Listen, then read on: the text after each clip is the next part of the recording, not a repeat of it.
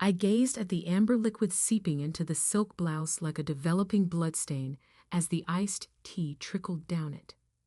The quiet plink of ice cubes striking the wooden floor was the only sound to break the utter silence in the dining area. My name is Ruby, and this was the moment my mother-in-law decided to destroy my marriage. Oh dear, Linda murmured in a tone that was brimming with phony worry. I must have slipped my hand. Her groomed fingers lingered on the crystal handle as she carefully set the empty pitcher on the table. I sensed that everyone in the room was watching me, including tiny Emily's wide-eyed surprise from her booster seat, Melanie's ill-concealed chuckle, and Jake's perplexed gaze. Steam continued to rise from the neatly set plates as the Sunday roast sat forgotten. Let me help you clean up. Jake started to rise, but Linda's hand shot out, gripping his wrist. Actually, before anyone moves, I have something that needs addressing. She reached into her designer handbag, pulling out a thick manila envelope. These arrived yesterday, and I think now is the perfect time to discuss them. My stomach clenched as she slid the envelope across the table, leaving it just out of reach of the spreading tea puddle. I didn't need to open it to know what it contained. The familiar legal letterhead was visible through the paper. Divorce papers, Linda announced to the room as if introducing the next course. Already filled out. All Jake needs to do is sign. I turned to my husband, searching his face for any sign of surprise, any hint that this was as much of an ambush for him as it was for me. But Jake wouldn't meet my eyes, suddenly fascinated by his untouched mashed potatoes. You knew about this? My voice came out steadier than I felt. Ruby, honey. Linda cut in before Jake could respond. Let's not make this more dramatic than it needs to be. We all know this marriage isn't working. Jake needs someone who understands family values. Someone who can support his dreams instead of. She gestured vaguely at my tea-soaked appearance. Whatever this is. Melanie snorted into her wine glass. At least you didn't ruin one of your good outfits, Rubes. This one was clearly from the clearance rack. I stood up slowly, feeling the cold liquid running down my spine. Jake, I said quietly. Look at me. He raised his head finally, and what I saw in his eyes told me everything. This wasn't a sudden decision. This wasn't even his mother's idea. At least not entirely. This was premeditated, calculated, and I'd been too blind to see it coming. 8 years, I said, my voice barely above a whisper. 8 years of marriage, and you let your mother dump iced tea on me before serving divorce papers. It's not like that, he started, but I was already moving. I picked up my own glass of wine, a full-bodied red that Linda had been saving for a special occasion, and walked around the table with measured steps. Linda's smug expression faltered slightly as I approached. You're right about one thing, I said, standing over her. This marriage isn't working. I tipped the glass, watching the red wine cascade over her perfectly coiffed hair and down her expensive white blouse. But you're wrong about who needs to understand family values.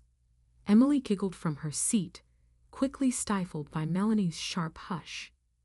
I turned on my heel and walked toward the door, pausing only to grab my car keys from the entry table behind me. I could hear Linda's outraged sputtering and Jake's weak attempts to calm her down. Ruby, wait, Jake called after me. I didn't wait. I didn't look back. But I made a promise to myself as I stepped into the evening air. This wasn't over, not by a long shot. The hotel room keycard trembled in my hand as memories of our first date flooded back. Jake had worn that ridiculous blue tie with cartoon ducks on it, claiming it was his lucky charm. I found it endearing then, his nervous energy, his grand dreams of starting his own business empire. Now, 8 years later, that same tie hung in our closet, pristine and unworn, while my credit cards groaned under the weight of his failed ventures. My phone buzzed. Another message from Jake. "Please come home. We can talk about this." I tossed the phone onto the bed and started pacing, the same bed where I'd spent the last 3 hours scrolling through our joint bank accounts, watching our life together dissolve into a series of suspicious transactions and unexplained withdrawals. A knock at the door made me freeze. "Ruby," Melanie's voice. "I know you're in there." I considered ignoring her, but curiosity won out. When I opened the door, she pushed past me, reeking of expensive perfume and desperation. "You're making a huge mistake," she said, dropping onto the room's single chair. "Jake's a mess. Mom's furious. This isn't how family handles things." "Family?" I leaned against the wall, arms crossed. "Is that what we're calling it now?" "Don't be dramatic. So Mom got a little carried away with the tea thing, but you had to know this was coming. Jake needs what Jake needs." I cut in, is to grow a spine.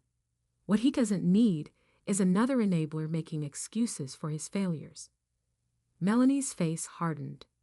"At least he tries. All you do is judge him from your corporate ivory tower while he what?" I interrupted. "Burn through our savings? Take out loans we can't afford? Tell me, Melanie, how many of his sure-thing investments had you backed?" She shifted uncomfortably. "That's different. I believe in his vision." "His vision?"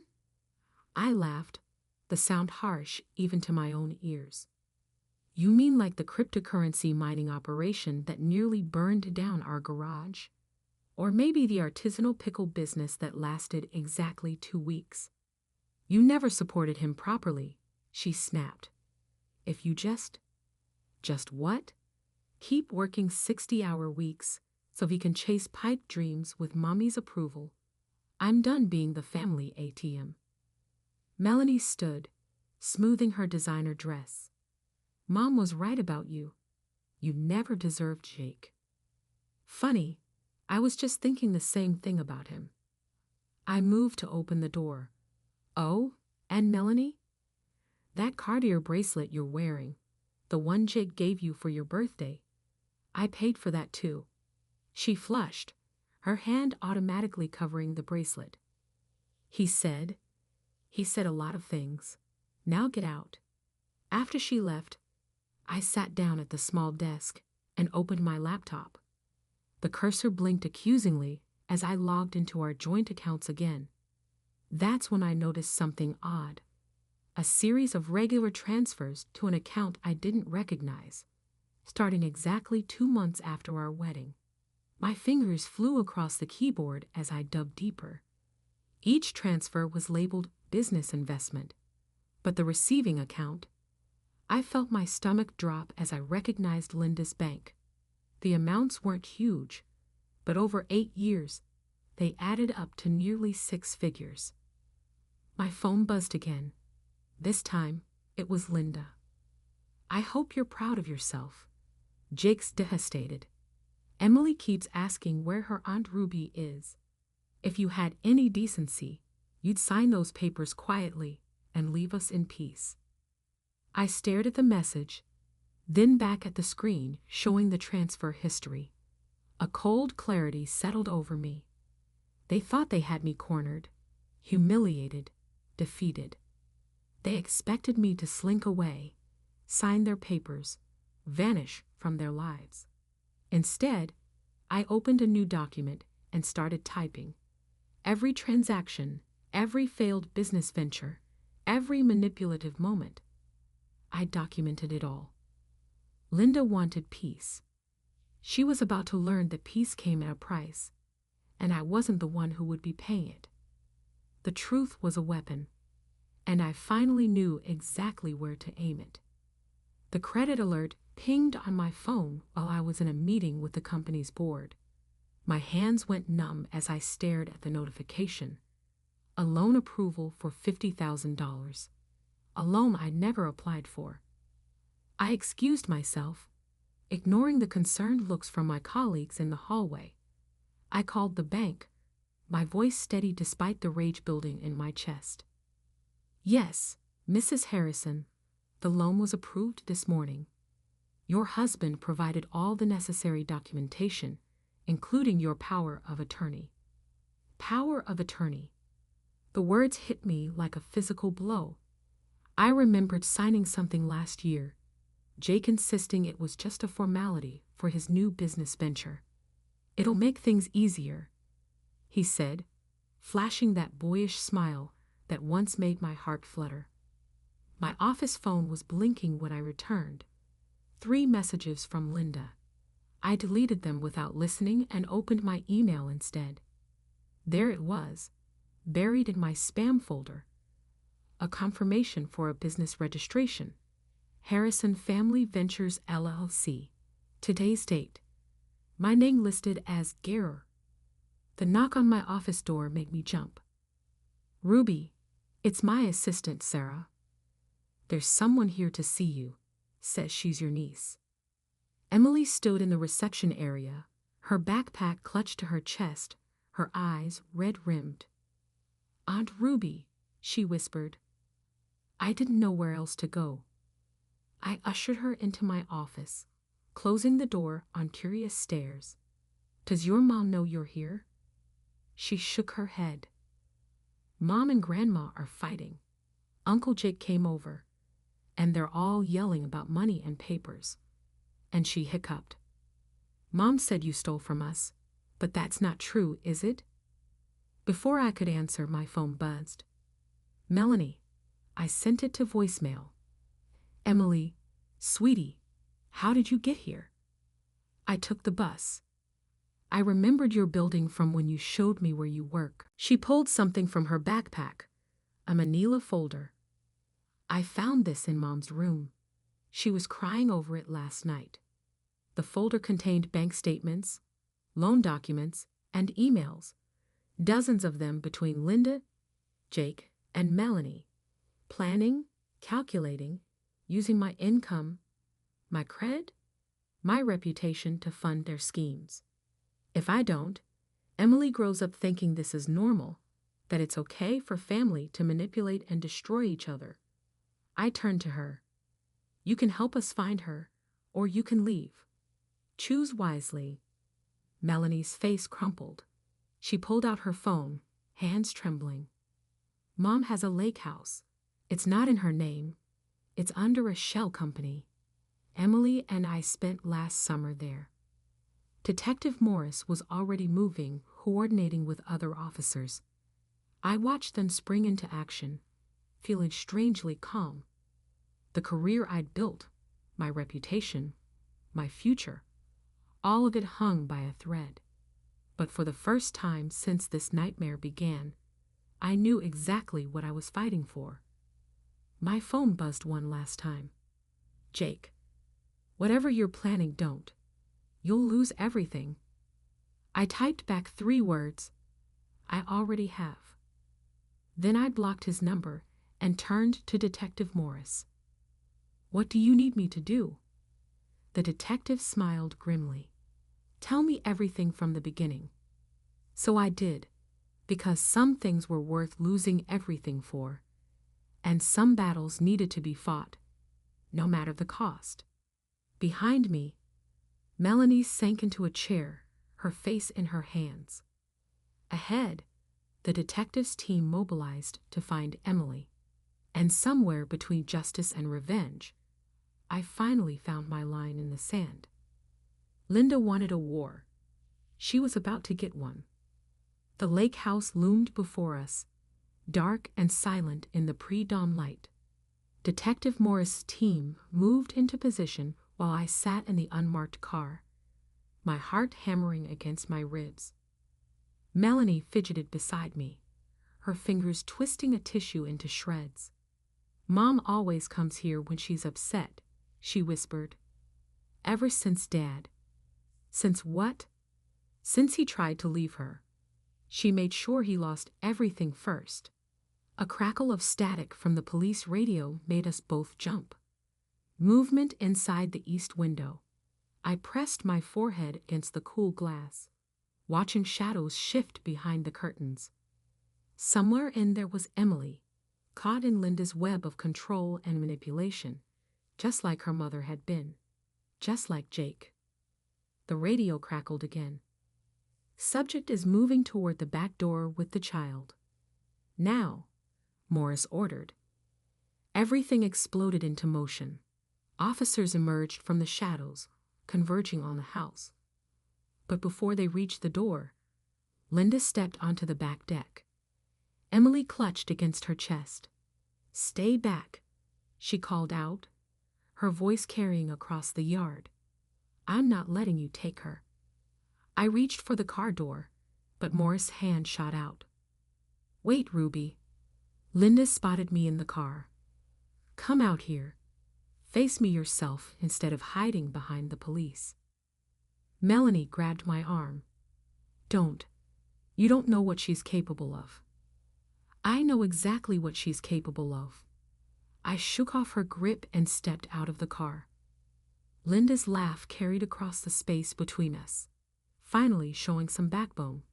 "Too late, dear. The board's already seen the evidence against you. Your career is over. Jake's filing criminal charges. You've lost everything." "Emily," I called out, ignoring Linda. "Are you okay, sweetheart?" The little girl nodded, her eyes wide with fear. "She's fine," Linda snapped. "Better than she'd be with a thief for an aunt." "Did you really think I wouldn't have proof of your embezzlement? That I wouldn't protect my family from you?" I took another step forward, like you protected them from your husband. Linda's face went white. Behind me, Melanie made a choked sound. "Melanie told me everything, Linda. About the lake house, about what you did to her father. How many others have you destroyed to maintain control?" "You don't know anything," Linda hissed, but her grip on Emily loosened slightly. I kept talking, each step measured, deliberate. "I know about the offshore accounts, the shell companies, the pattern of destruction that follows anyone who challenges you. I have proof of all of it." "You're bluffing." "Am I? Check your phone." She shifted Emily to one arm, pulling out her phone. I watched her face change as she saw the email I'd sent minutes ago. Documents, bank records, testimonies from her past victims, all copied to the board, the police, and every major news outlet in the city. "You wouldn't." "I would," she whispered. "You taught me well, Linda. Sometimes you have to burn everything down to build something new." Emily suddenly twisted free, running toward me. I caught her as Linda lunged forward, but the police were already moving in. In seconds, they had her surrounded. "You'll regret this," Linda snarled as they led her away. "All of you will." I held Emily close, feeling her trembling. Melanie approached slowly, tears streaming down her face. "I'm sorry," she whispered. "I should have stopped her years ago." "Mom?" Emily's small voice cut through the chaos. "Are we safe now?" I looked at the lake house, at Linda being placed in a police car, at the life I'd just burned to the ground. The sky was lightening, dawn breaking over the water. "Yes," I said, and for the first time in years, I believed it. "We're safe." My phone buzzed. Jake, probably learning what had happened. I declined the call. Whatever came next, whatever price I had to pay, some things were worth losing everything for. The sun rose over the lake, painting the world in shades of gold and promise. The boardroom felt like a tomb menace, 15 faces staring down at me from the elevated platform. My presentation materials, proof of Linda's schemes, Jake's fraud, the years of manipulation, sat untouched before them. Chairman Roberts hadn't even opened the folder. "Mrs. Harrison," he said, "these allegations against your mother-in-law are troubling. They're not allegations. They're facts. Facts that conveniently emerged after suspicious transfers were detected from company accounts under your supervision." The projector hummed to life, displaying transaction records. My stomach dropped as I recognized the pattern. Perfectly crafted forgeries showing years of systematic theft. Linda's work, wearing my digital fingerprints. "I can explain." "Mrs. Harrison," Roberts cut in, "given the severity of these discoveries and your recent emotional instability, the board has decided to suspend you pending investigation." Security waited by the door. My access badge would be deactivated before I reached the lobby. 15 years of climbing the corporate ladder, destroyed in 15 minutes. My phone vibrated. Jake's lawyer. Criminal charges filed. Court date set. Recommend immediate settlement. I walked out with my head high. Past Sarah's tearful face. Past the whispers and stares. In the elevator, another message pinged. "Melanie. They're releasing Mom on bail.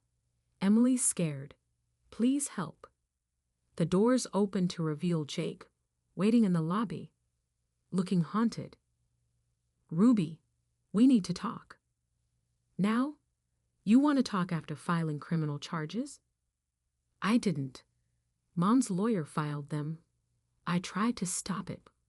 But you're still too weak to stand up to her."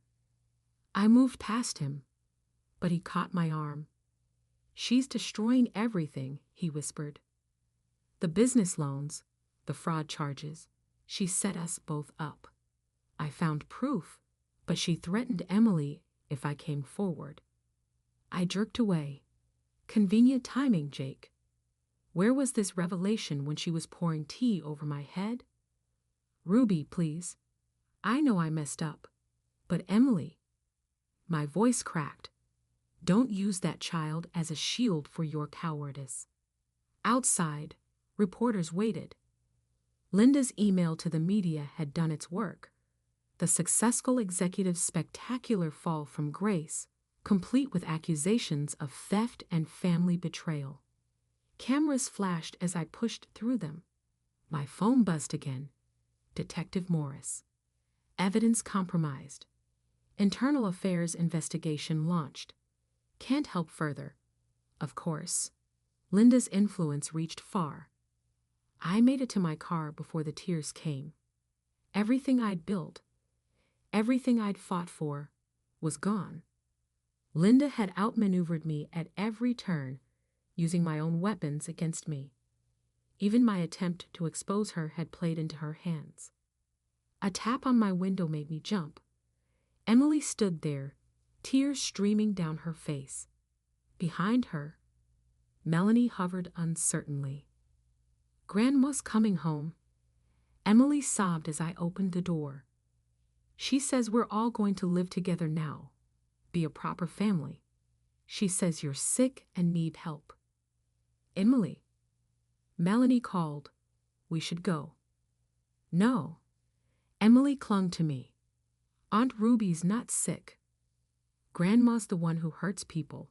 I saw the papers, the one she made Uncle Jake sign. I heard her on the phone about the fake money stuff." Melanie went pale. "Emily, what papers?" "In Grandma's special room, the one we're not supposed to talk about." I looked at Melanie, seeing the same realization dawn in her eyes. Linda's perfect plan had one flaw. She'd forgotten about the one person she thought didn't matter, the child who saw everything. "Emily," I said carefully, "would you be brave enough to tell Detective Morris about those papers?" She nodded, squeezing my hand. My phone buzzed one last time. "Linda, it's over." "Ruby, you've lost." I looked at Emily's determined face, at Melanie's dawning courage, at the truth finally emerging from the shadows. Maybe I had lost everything, but sometimes losing everything was just the beginning. No, Linda, I whispered. It's just starting. Linda's special room looked exactly as Emily had described. A pristine home office with walls of filing cabinets. Detective Morris and his team moved methodically through the space, while Linda sat rigid in her chair, her perfect posture finally cracking. "This is harassment," she spat. "You have no right." Actually, Morris held up the warrant. "We do." Emily's testimony had been very specific about which cabinet contained the forged documents. I leaned against the doorframe, watching Linda's face, the same face that had smiled while dumping tea on me, now twisted with barely contained rage. "You're using a child," she hissed at me. "My own granddaughter." "No, Linda. You used her, just like you used Jake, Melanie, and everyone else." The detective's voice cut through our tension. "Found it." Linda lunged for the drawer, but two officers held her back. Morris pulled out a thick folder, original loan documents, banking records, and emails outlining her entire scheme. Everything Emily had described. "It's over." "Mom." Jake's voice was small, cracked. He stood in the doorway, Melanie beside him, both of them looking shell-shocked as Morris read out document after document. "You ungrateful children." Linda's voice trembled. "Everything I did was for this family, to keep us together, to make us strong. You made us weak." Melanie stepped forward, her voice shaking with anger. "You made us afraid of you, a failure of everything, afraid." Linda laughed, high and brittle. "I made you successful. Ask your father how well he did after he left. Ask anyone who's crossed me. Ask Emily." I cut in. "What were you teaching her, Linda? That love means control. That family means fear." Linda turned on me, her mask finally shattering. "You were nothing before this family. Nobody. From nowhere. Who thought she could take my son, my legacy?" "Your legacy?" Jake's voice cracked. "Look around, Mom. Look what you've built. Lies. For God's sake, your own granddaughter testified against you because she was more afraid of your love than your anger." "Speaking of testimony," Morris interrupted, "Mrs. Harrison, we found evidence of extensive financial fraud, identity theft, and criminal conspiracy. You'll need to come with us." Linda's eyes darted around the room, finding no allies. "You can't prove." "Actually," I pulled out my phone. "We can. Emily wasn't the only one gathering evidence. Remember that charity foundation you used to launder money? Their board just voted to cooperate with the investigation fully." The color drained from her face. "You learned from the best." I stepped closer. "You taught me well, Linda. About power, about consequences, about family." She lunged at me suddenly, years of careful control exploding into rage. But before the officers could react, Melanie caught her mother's arm. "Stop." Melanie's voice was quiet but firm. "Just stop." Linda stared at her daughter's hand, then at Jake's resolute face, and finally at me. Something crumbled behind her eyes. "You've destroyed everything," she whispered. "No," I replied. "You did that yourself. I just showed them the truth." As the officers led her away, Jake touched my arm. "Ruby, I don't." I stepped back. "This isn't forgiveness, Jake. This is justice. There's a difference." "What happens now?" Melanie asked, staring at the empty doorway where her mother had disappeared. Emily's voice answered from the hallway. "We get better." We all turned. She stood there, small but straight-backed, looking so much stronger than any of us. "We get better," she repeated. Right, Aunt Ruby? I looked at this broken family, Jake's shame, Melanie's grief, Emily's hope. The revenge I'd wanted had transformed into something else. Something that felt less like victory and more like liberation. Yes, I said, taking Emily's hand. We get better. Behind us, Linda's perfect room lay in ruins, her careful facade stripped away. But in that destruction, I saw something new emerging. Something real. Sometimes revenge isn't about destroying your enemies. Sometimes it's about destroying the lies they built their power on. And sometimes, that's enough. The courtroom emptied slowly, murmurs echoing off marble walls as Linda was led away in handcuffs. I remained seated, watching Emily draw patterns on the wooden bench with her finger. 7 to 10 years, she said thoughtfully. That's like forever. Not forever, I replied. Just long enough. Melanie approached, clutching her purse like a shield. The house sold above asking price. She handed me an envelope. Your share of the proceeds. I know it doesn't make up for. Keep it, I said. Put it in Emily's college fund. The ghost of a smile crossed her face. You're still looking out for us, even after everything. Not for us, Emily corrected. For me, because I told the truth. Jake lingered by the courtroom doors, uncertain.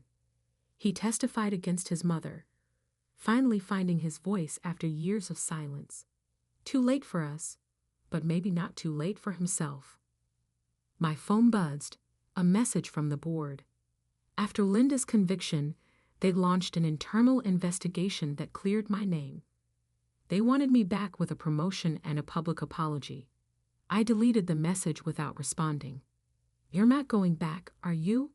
Emily asked, watching my face. No.